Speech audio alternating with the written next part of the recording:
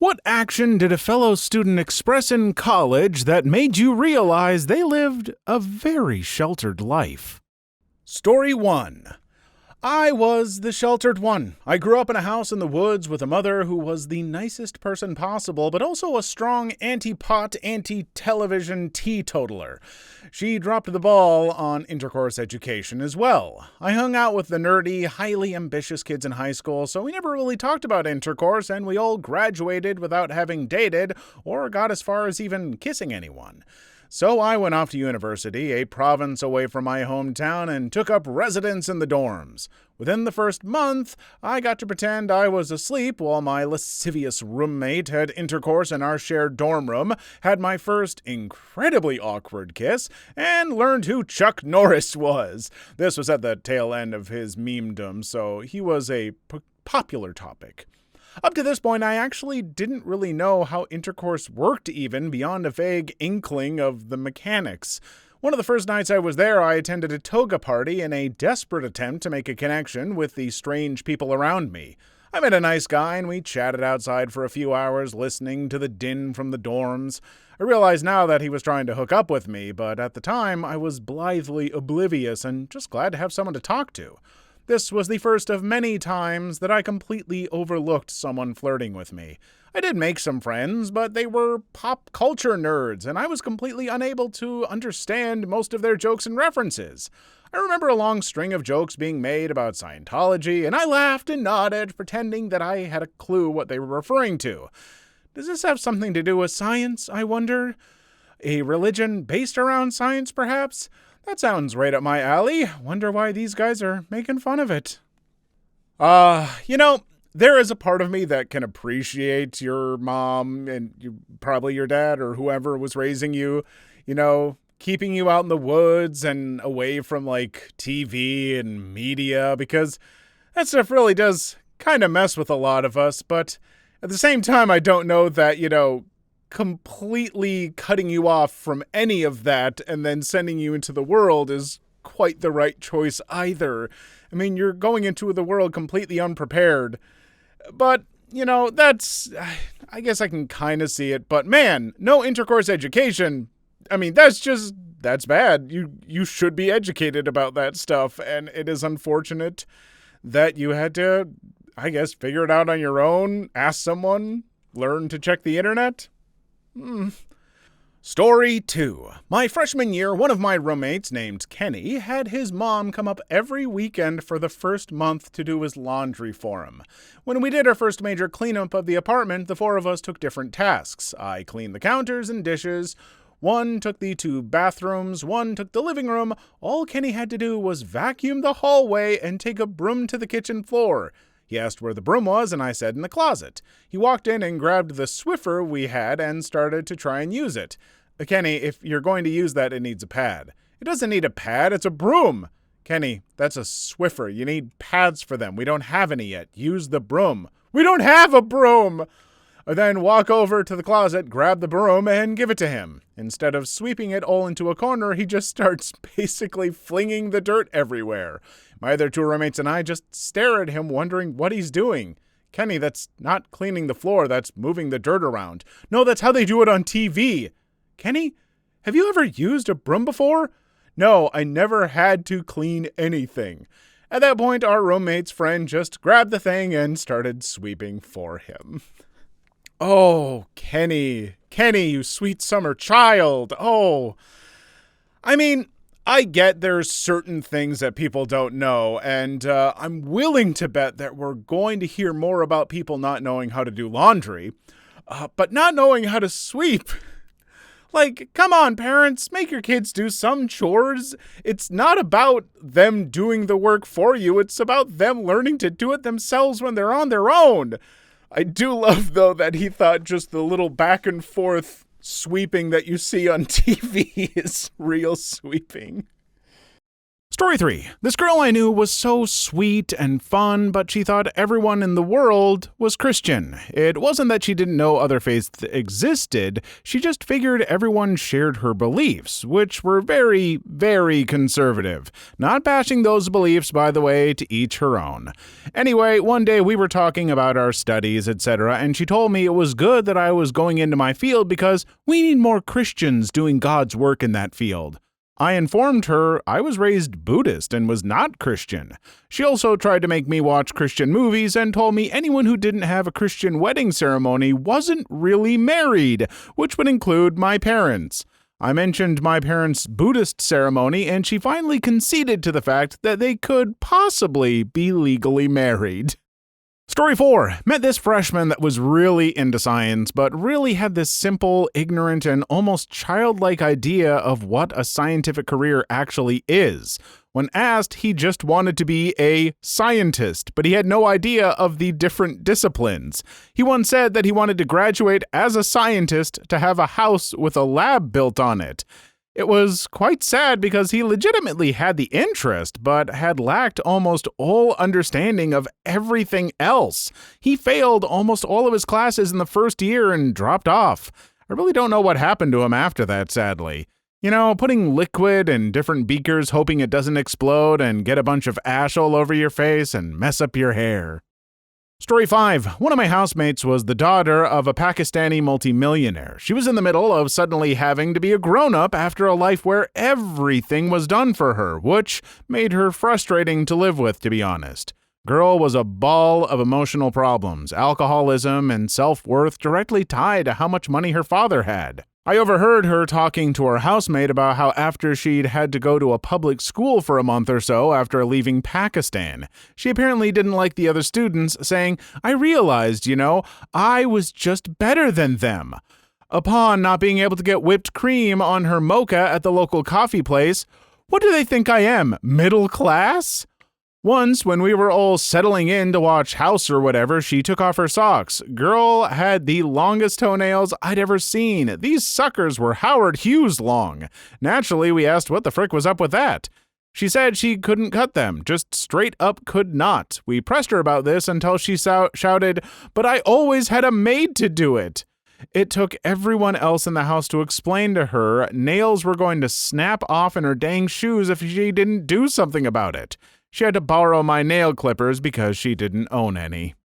I knew there would have to be some rich kids in here because, boy oh boy, if there's ever going to be someone who just doesn't get something, it's going to be rich kids.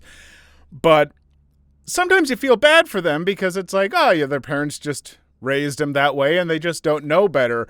But when you have them saying stuff like, "What do they think I am, middle class?" Ooh, sorry, there goes my empathy for you. Ugh, not a good look.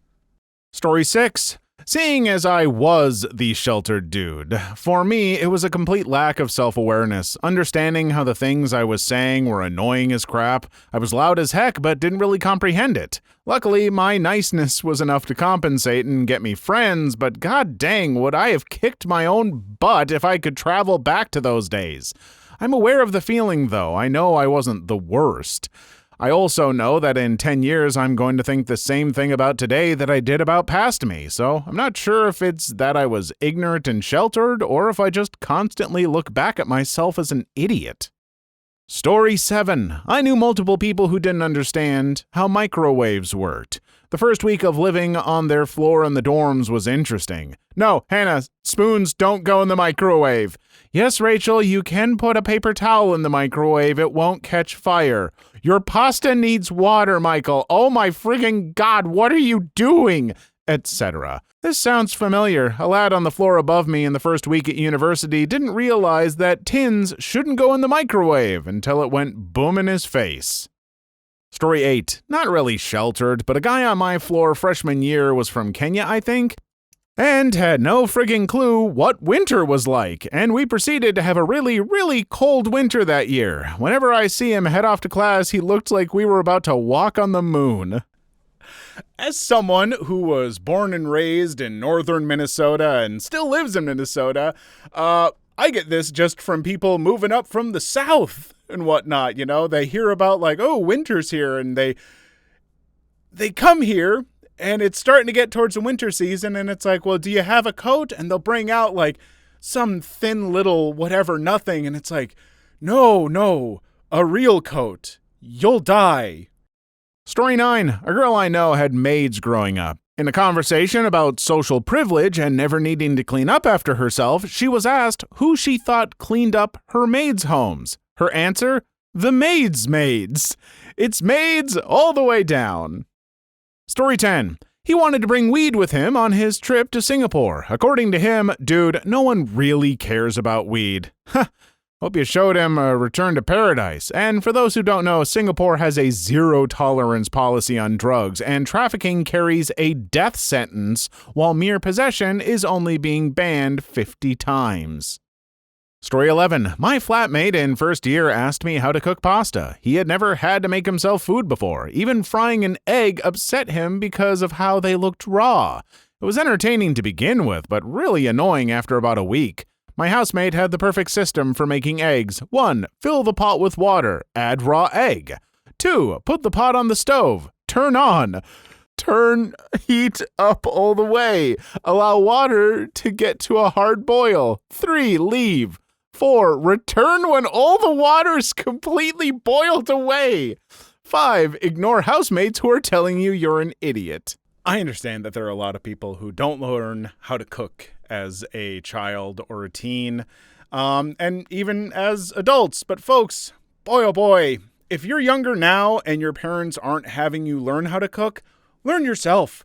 Even just a lot of the basics. Boy, if you can just make certain things yourself, it's going to make your life so much better, and it requires very little effort, especially with the internet around. The internet can teach you how to cook so much stuff that requires almost no effort. Also, I hate how this person cooks eggs. It makes me so mad, and I'm not going to go off on a 5-minute tangent about it. Story 12. A girl in my creative writing class got extremely upset because I said "God dang" out loud. She corrected me, jokingly, so I thought, and told me to never say "God dang" again. So I playfully did and found out she was in fact dead serious and super religious. She stormed off and avoided me for the next couple of months. For our final assignment, we had to write a story about an event that had deeply impacted our personal lives. Oh God, she wrote hers about me. God dang. This is sweet in a weird, twisted way. Like she cared about you, man. Maybe she was even attracted to you. And there you were, taking her Lord's name in vain. Story 13. On a school trip, a seemingly normal kid bought a €300 shirt on a whim and then wondered why we were rather shocked. Story 14. I had a friend that committed because their parents wouldn't let them dorm. My roommate and I were watching some crappy TV show and our friend came over. We muted it and ad-libbed over the actors because we were bored. We weren't even that into it. Our friend was having the time of his life, though. He brought up that day for months afterwards. I don't think he got out much. That's quite sweet, really. Poor guy. Story 15. Didn't know how to do laundry or were completely unable to budget their money. Things like that. The funniest one was a girl who turned around and asked me what a strap-on was in the middle of class. Then she gasped very loudly when I explained what it was. Heard Americans say that the Syrian refugees wouldn't need to move if they had guns. Story 16. Eating breakfast with some friends in the cafeteria. I don't put milk in my cereal because my mom told me it dilutes the nutritional value. You know, the sad thing is, though,